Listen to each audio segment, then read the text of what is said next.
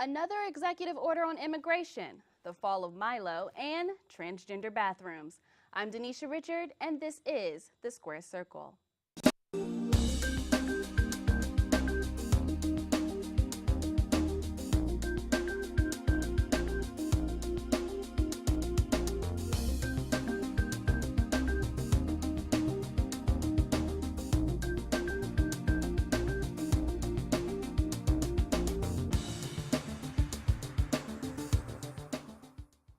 Hello and welcome to The Square Circle. I'm your host, Denisha Richard. Joining us today are Gregory Clay of gdclay.com, Karl Nelson of Intern Media, and political correspondent for McClatchy, James Rosen. Welcome, gentlemen. Nice to be here. Nice to be here. All right. President Trump issued another executive order on immigration this week. Here's the story from Newsbeat Social.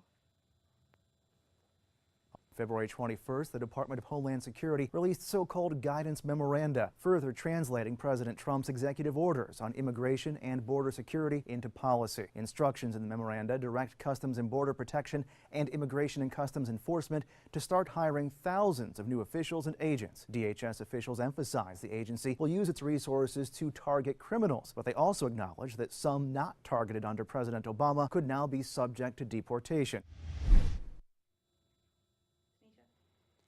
Now, Trump has issued this order that may deport many undocumented immigrants in the United States.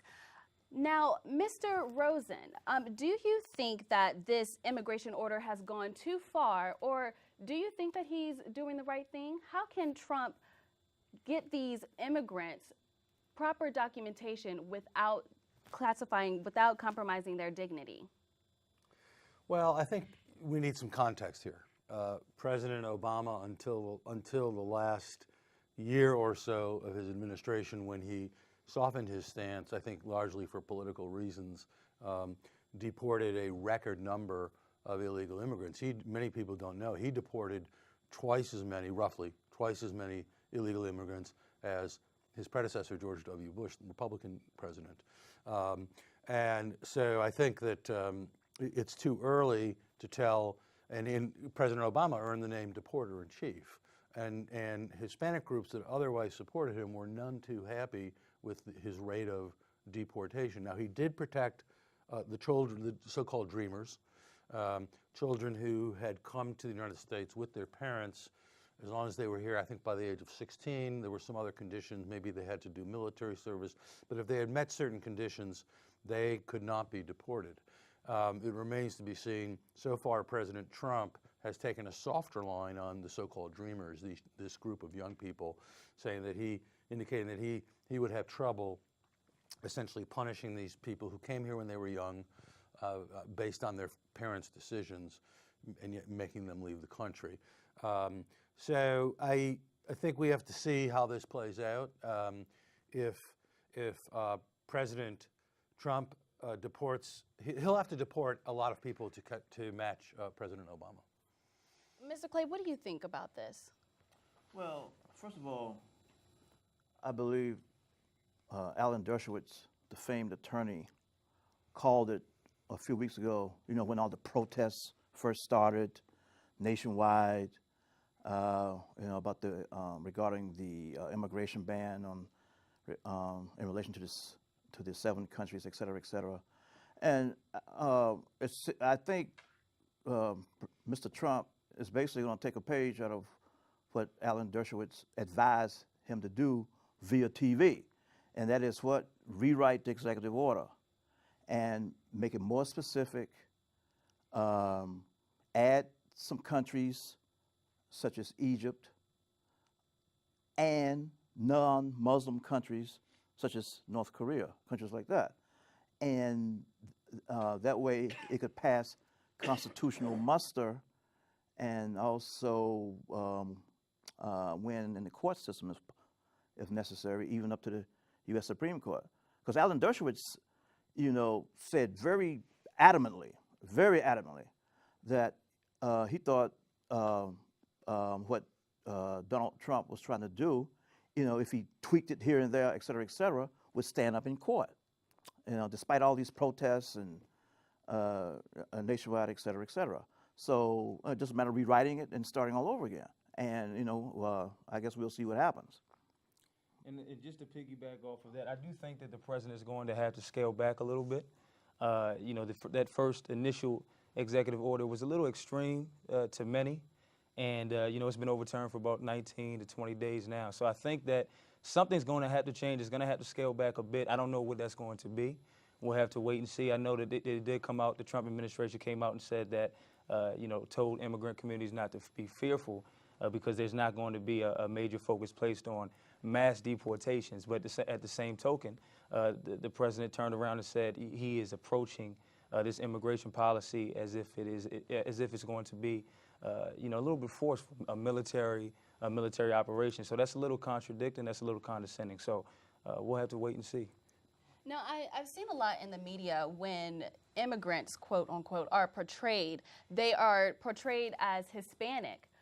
Now, why do you believe that so many people, when they think of immigrants, they think of Hispanic immigrants? Because there's so many more.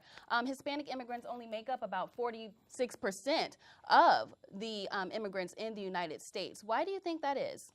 I think sometimes it's just ignorance or just not being fully educated on that. I think, like you said, when you go back and actually look at when you go back and look at that landscape of what immigrants, what that makeup is, you have to make sure that you are speaking to the truth, speaking to the facts, and you cannot just categorize things as just okay, everybody, these immigrants are just Hispanics. It's something that I think that is just irresponsible. But at the same token, I'm not surprised to see the Trump administration do that, just because the president has been known to just get up at the podium sometimes, or actually more than sometimes, and just kind of just speak, and then his team has to kind of come back and run damage control. So I just think it needs to be more precise. You have to do your homework on some of these things. Right, right. And 70% of the so-called illegal immigrants are people who came into the country legally and overstayed their visas. So they didn't swim across the Rio Grande or make their way through tunnels. They got in legally, they overstayed their visas, and that includes some Hispanics, but includes, as you say, as both of you say, it includes a wide range of folks from other countries. Now, I'm glad you said that word, Mr. Rosen. You said illegal. That has been a very, very big debate a lot of the times in media. Why do you think that people say the word illegal? I've been corrected. I know other people may have been corrected about using the term illegal to describe undocumented immigrants. Why do you think we use that word illegal? Do you think that it's right to use? I think it's a bit of a red herring. I really do. AP has, Associated Press, whose style my company follows, has kind of gone through all sorts of gymnastics and permutations on this, and they've changed the terminology three times in as many years. It used to be okay to say illegal immigrants, then it went to undocumented workers, and now I think the current term is something like people, located in the country without proper documentation, which to me is just a longer way of saying the same thing.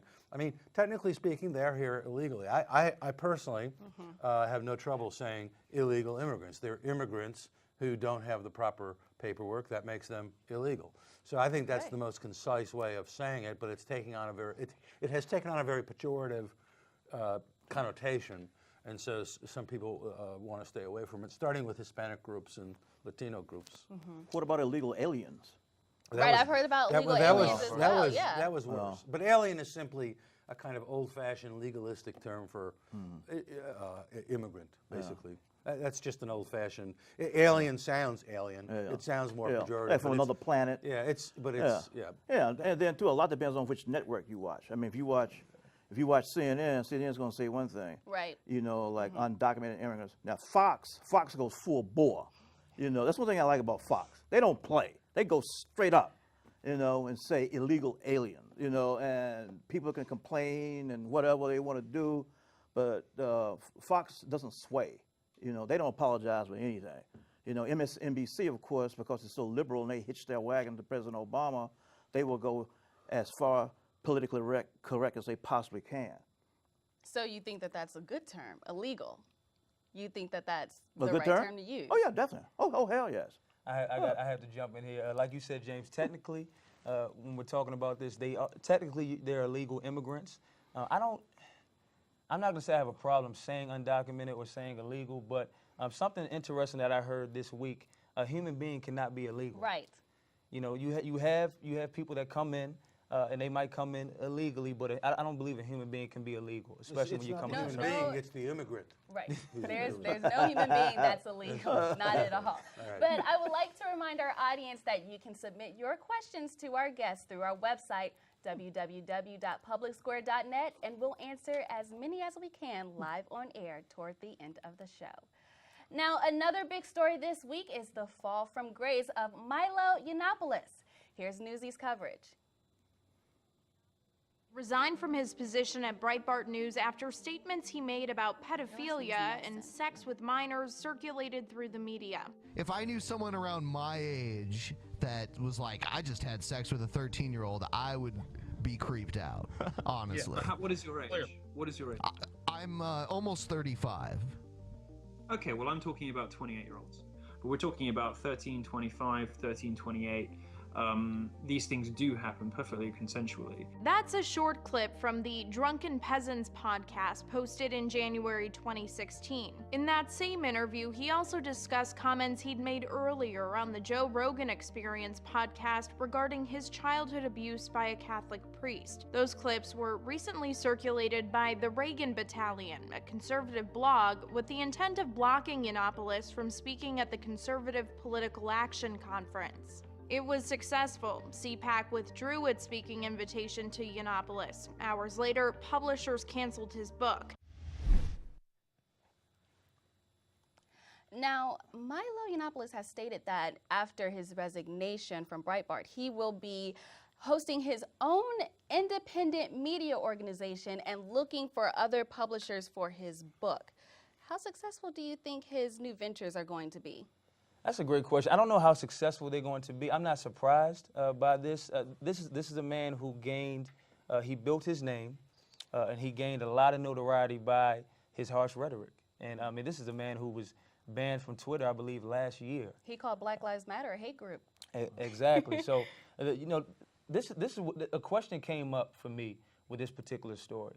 I understand that in the U.S. we're all about freedom of speech and freedom of expression, but does it get to a point where you have to bring some type of boundary to that and say, okay, we're going a little bit too far? And I think that's what happened.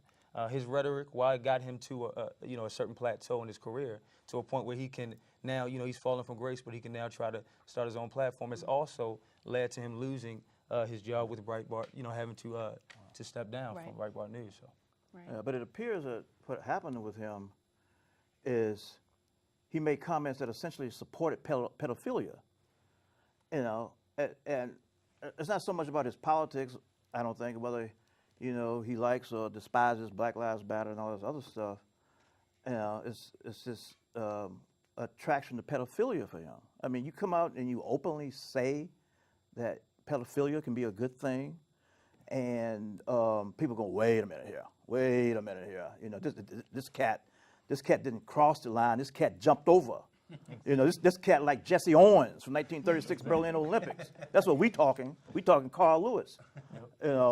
And so then what happens? CPAC says no. We don't want you to go. Then he loses the $250,000 book deal, and Breitbart fires the cat. And he was just on Bill Maher's show, 2 Fridays ago. The 17th, I believe. Yeah. And Bill Maher caught a lot of flack for having that cat on. But Bill Maher's thing is, hey, I believe in free speech, and just because some folks say some things that you don't like, doesn't mean that he can't be on my show. That's one thing I like about Bill Maher.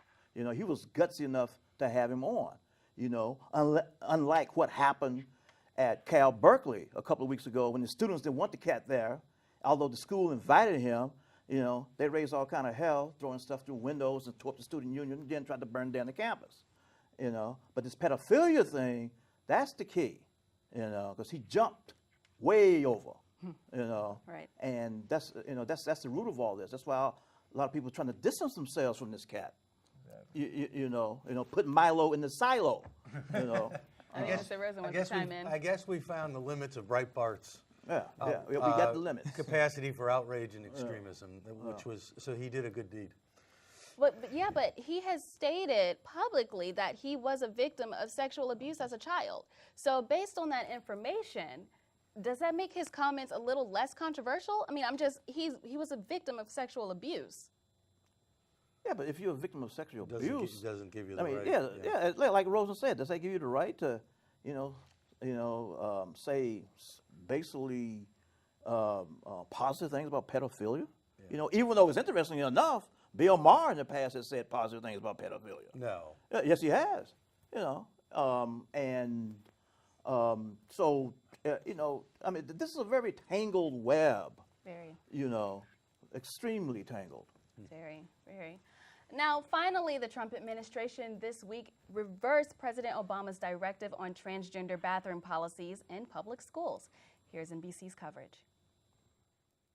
The federal government said it will take back a directive issued just last May that told public schools to let children use bathrooms that match their gender identity.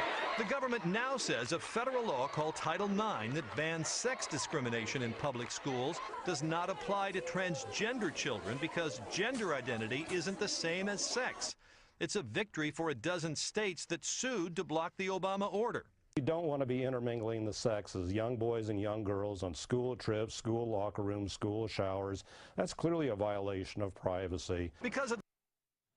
Now, on one hand, in reference to this story, parents are stating that this order will protect their children. And then other people are saying that this order is not a good thing, that people should be able to use the restrooms with the gender they identify with. What do you think is about this law? Do you think that it's a good thing? Is there an argument for this? Mr. Clay, what do you think? Well, I think, first of all, I got to say this, because I've been wanting to say this for a long time. I might as well do it now. I don't see why this is such a huge, convoluted, complicated issue. Because, I mean, let's be real. How many folk does it really affect? Like people talk about this thing like it affects half the country. Like 200 million people and stuff. I mean, come on. And the thing with the gender situation is if you impose this situation the way it is in North Carolina, it's called HB2, it is discriminatory. I mean, because if you are a transgender and you have the appearance of a man, then I guess logic would say then you should go to the men's restroom, even though you may have been born a woman, and that's where, of course, the controversy comes in. North Carolina is kind of, well, not kind of, but is at the vortex of all this. Although I understand at least 10 to 13 other states are trying to follow North Carolina's lead. I think that's the number, 10 to 13, trying to follow North Carolina's lead and impose you go to the restroom based on your birth certificate and not gender identity. But and now the Trump administration is talking about leaving it up to states' rights as opposed to having a federal situation. States' rights to me is always a dangerous term because I remember states' rights during the civil rights movement back in the 60s. And that was kind of like the buzzword, states' rights. States' rights back then often was used by whom? The Southern segregationists, okay? The Southern states who were totally against civil rights for black folk, et cetera, et cetera, et cetera.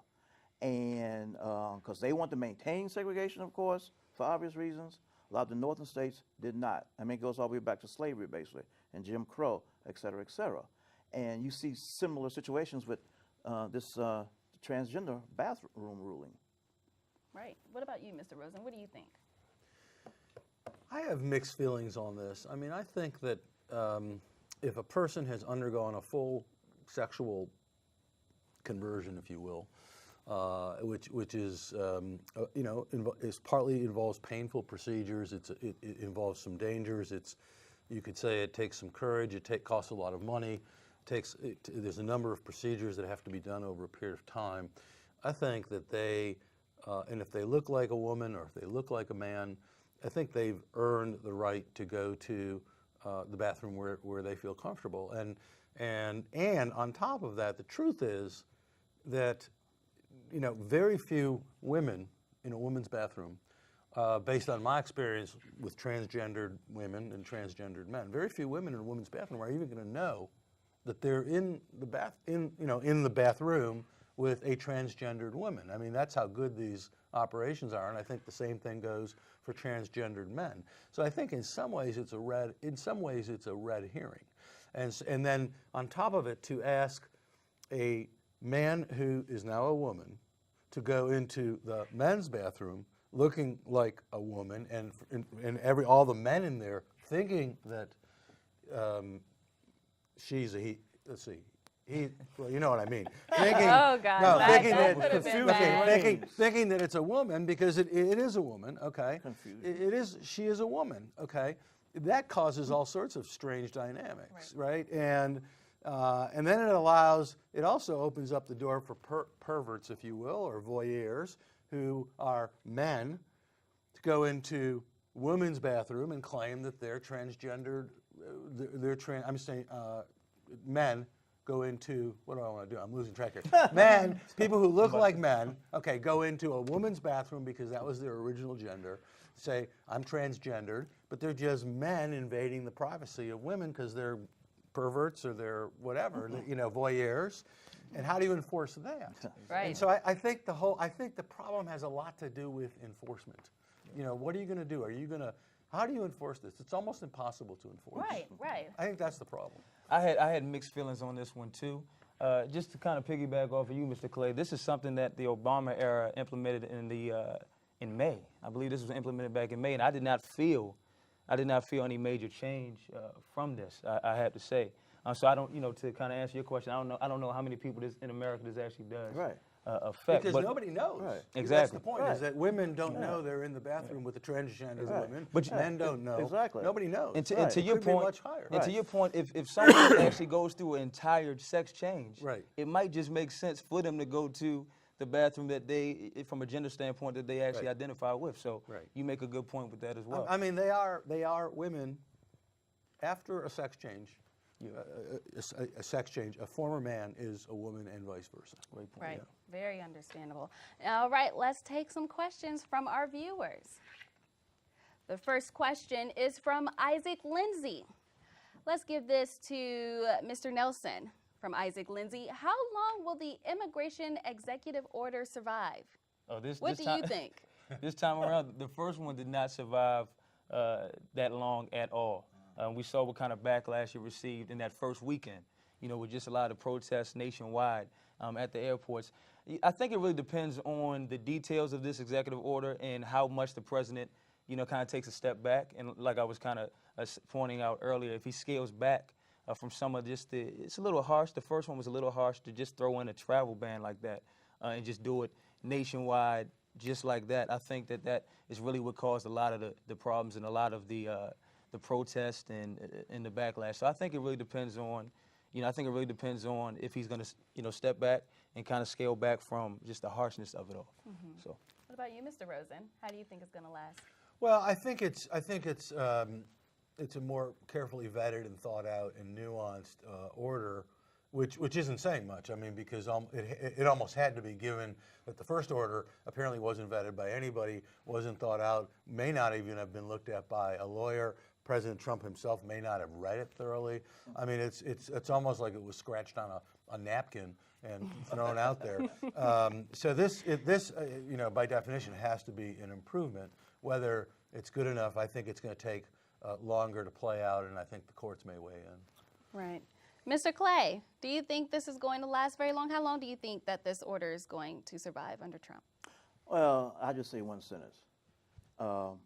We'll know if the protest and the burning starts. Now, the next question is, if conservatives can't tolerate Milo at the CPAC, why do they tolerate Trump in the White House? Why? Has Donald Trump said pro-pedophilia things? Well, We No, disagree. I'm asking. I'm I guess serious. Well, I guess that ranks below grabbing women Yeah, let's exactly look- by the groin, right? I guess very that's worse. similar. I mean, in most cases, in the United States, most areas, children are, a special group. Right. You talking about children? I mean, come on. 6, 7, 8-year-olds. We also know that just as Reagan was the Teflon president, Trump has a Teflon quality in that when he says outrageous things, which he has said over and over and over and over again, that especially his followers do not take him literally. They kind of say, oh, that's just Trump being Trump. Right. He doesn't mean it literally, he's being figurative and so forth. Right. All right, now it's time for the most underreported story of the week. So this is a free-for-all. I like to do that. Who wants to take it first? I'll go first. Okay, Mr. Rosen, what is your most underreported story of the week? It's a story that I'm actually in the middle of reporting, so I hope I'm not scooping myself, but I think it's interesting. Mr. Trump got a lot of flack for his first nominee to head the Department of Labor, Mr. Putzer, who was very anti-union, heavily anti-union, vehemently anti-government, had a long history of opposing the very labor regulations he would oversee as Secretary of Labor. And it became apparent almost immediately that he was not confirmable. Even some Republicans had qualms about him. Now, he's been replaced as a nominee by a gentleman that I know a bit, Al Acosta. He's from Florida. I write for the Miami Herald. Al is currently dean of the FIU, Florida International University Law School. He formerly was on the NLRB board. He has a record of, even though he's a conservative Republican appointed by George W. Bush, he has a record in his decision-making, in his writings, of being much more pragmatic. He sometimes decided, when he was on the board, he sometimes sided with Democrats in favor of unions against other Republicans on the board. So I think there's a universal opinion he will be confirmed. Mr. Clay, what's your take on that? My most underreported story is the situation in Baltimore. Many of us have heard by now that the city of Baltimore, their public schools in a crisis. Baltimore has to reduce the budget by $130 million, cut 1,000 jobs, but police are making gobs and gobs of overtime because of the high surge in crime, mainly carjackings, murders, robberies. So because Baltimore has to pay so much money to cover overtime to the police, they don't have enough money for the educational system. My underreported story of the week is, listen, I thought this was a very interesting story I came across, some very interesting data as well. 25% of U.S. doctors are actually from other outside countries. 25%. So we see the immigration ban talked about separately. We see healthcare talked about separately. But I saw a story that actually linked the two together. And there's going to be some effects if another travel ban, is put in place. There's going to be some effects on the medical field. So. Well, those are all some very interesting stories that you all have. And I would like to thank you for watching The Square Circle, and we will see you next week.